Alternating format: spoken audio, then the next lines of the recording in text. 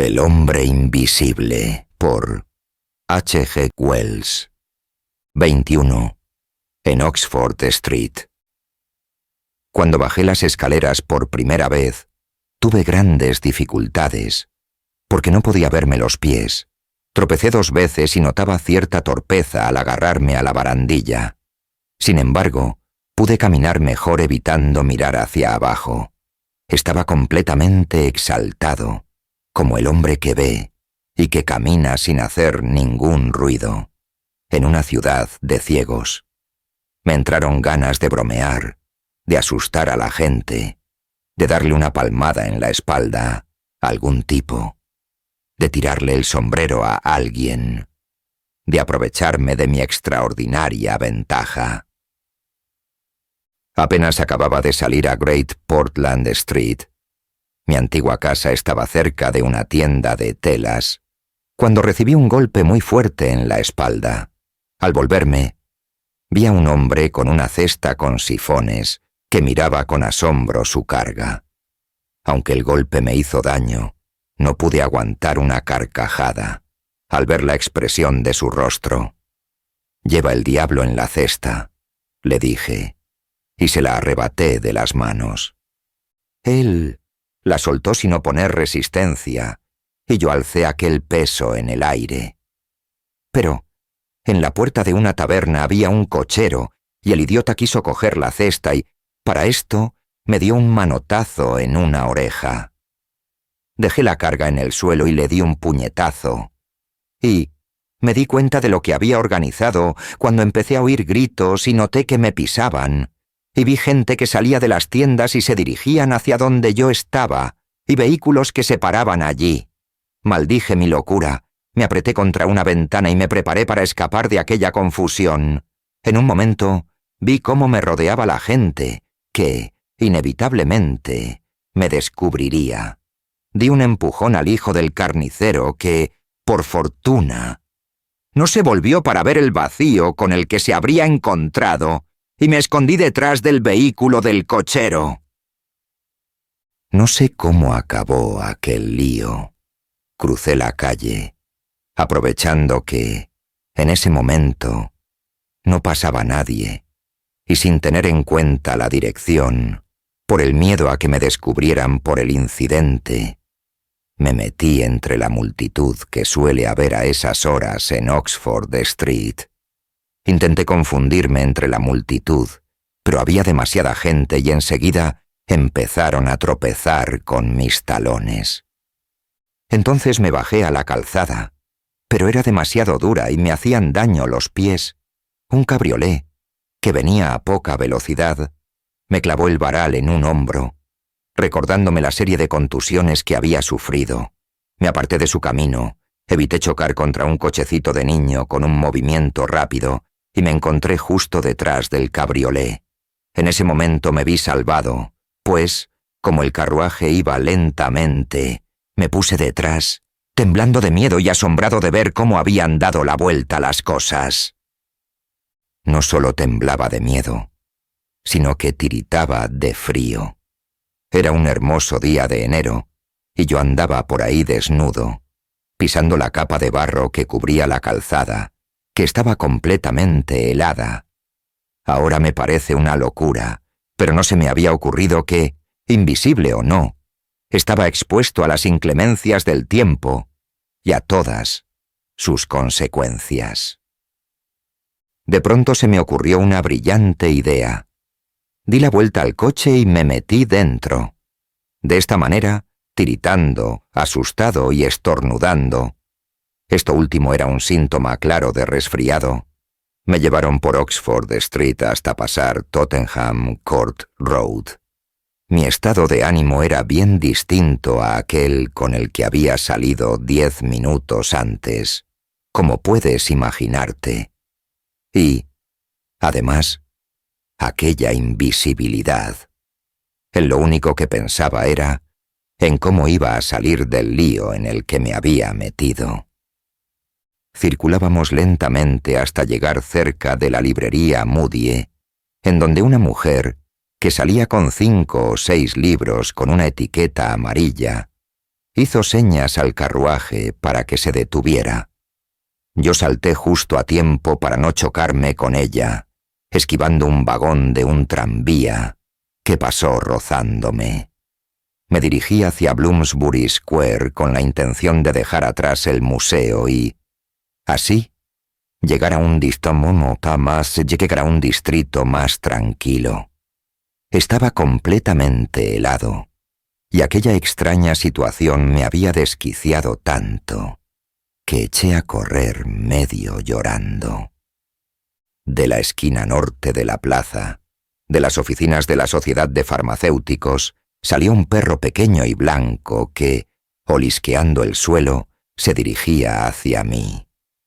Hasta entonces no me había dado cuenta, pero la nariz es para el perro lo que los ojos para el hombre.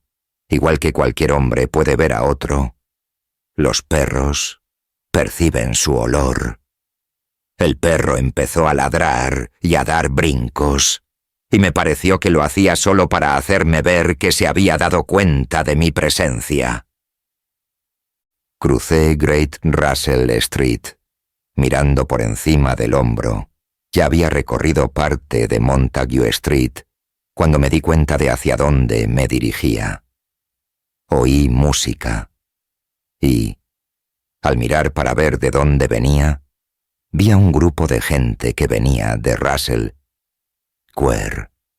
Todos llevaban jerseys rojos y, en vanguardia, la bandera del Ejército de Salvación. Aquella multitud venía cantando por la calle y me pareció imposible pasar por en medio. Temía retroceder de nuevo y alejarme de mi camino.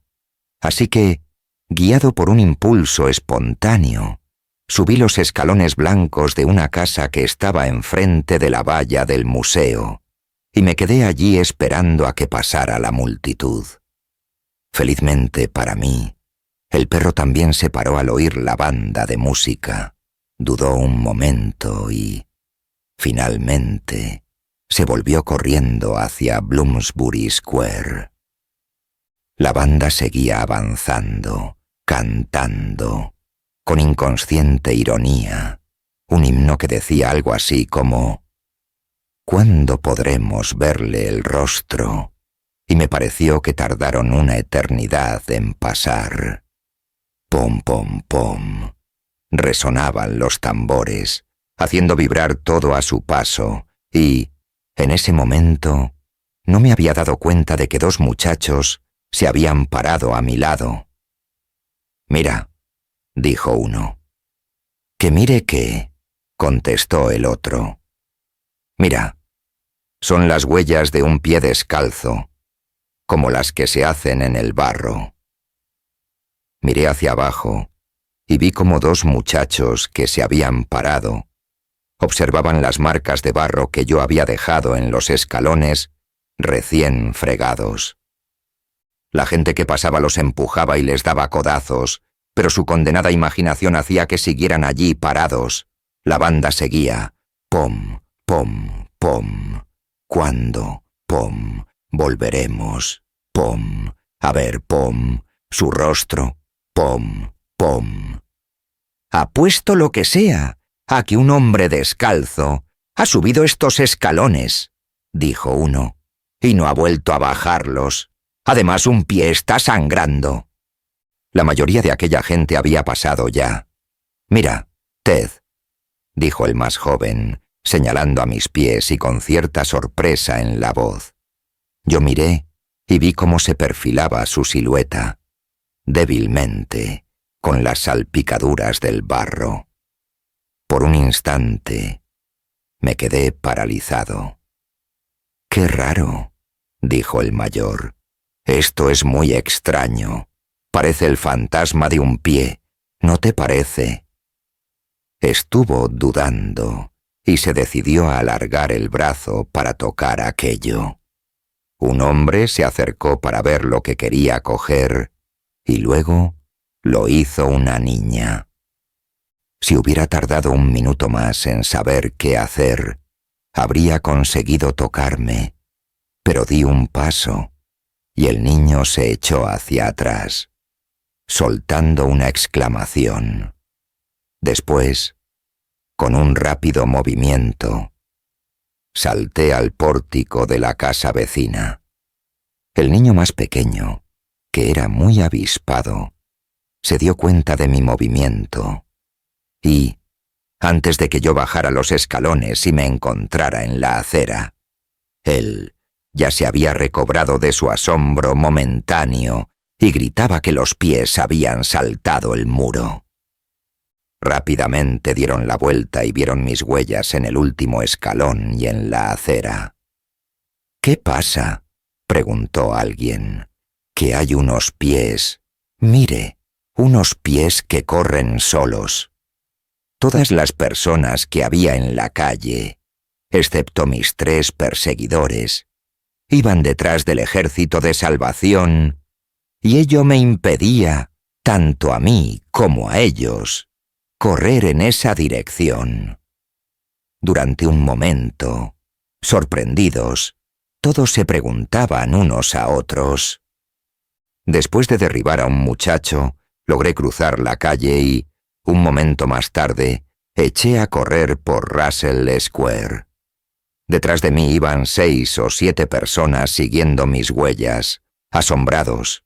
No tenía tiempo para dar explicaciones si no quería que aquel montón de gente se me echase encima.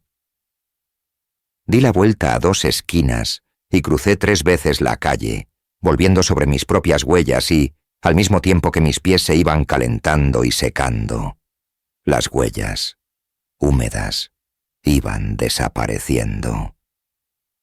Al final, tuve un momento de respiro que aproveché para quitarme el barro de los pies con las manos y así me salvé. Lo último que vi de aquella persecución fue un grupo de gente, quizá una docena de personas, que estudiaban con infinita perplejidad una huella, que se secaba rápidamente y que yo había dejado en un charco de Tavistock Square, una huella tan aislada e incomprensible para ellos como el descubrimiento solitario de Robinson Crusoe. La carrera me había servido para entrar en calor y caminaba mucho mejor por las calles menos frecuentadas que había por aquella zona. La espalda se me había endurecido y me dolía bastante, y también la garganta, desde que el cochero me diera el manotazo. El mismo cochero me había hecho un arañazo en el cuello. Los pies me dolían mucho y, además, cojeaba, porque tenía un corte en uno. Vi a un ciego y en ese momento me aparté. Tenía miedo de la sutileza de su intuición. En un par de ocasiones me choqué, dejando a la gente asombrada por las maldiciones que les decía. Después me cayó algo en la cara y, mientras cruzaba la plaza, noté un velo muy fino de copos de nieve que caían lentamente. Había cogido un resfriado y, a pesar de todo, no podía evitar estornudar de vez en cuando. Y cada perro que veía con la nariz levantada, olfateando, significaba para mí un verdadero terror. Después vi a un grupo de hombres y niños que corrían gritando. Había un incendio. Corrían en dirección a mi antiguo hospedaje y, al volverme para mirar calle abajo, vi una masa de humo negro por encima de los tejados y de los cables de teléfono. Estaba ardiendo mi casa. Toda mi ropa, mis aparatos y mis posesiones, excepto la libreta de cheques y los 3 libros que me esperaban en Great Portland Street, estaban allí. Se estaba quemando todo. Había quemado mis cosas. Todo aquel lugar estaba en llamas. El hombre invisible dejó de hablar y se quedó pensativo. Kemp miró nerviosamente por la ventana. «¿Y qué más?», dijo. «Continúa. Espero que hayas disfrutado de esta narración. Si te ha gustado, suscríbete al canal y activa la campanita para no perderte nuestras próximas historias. El próximo capítulo te sorprenderá con giros inesperados y más misterio. No querrás perderte lo que está por venir. Cuéntame en los comentarios qué opinas del relato y qué historia te gustaría escuchar a continuación.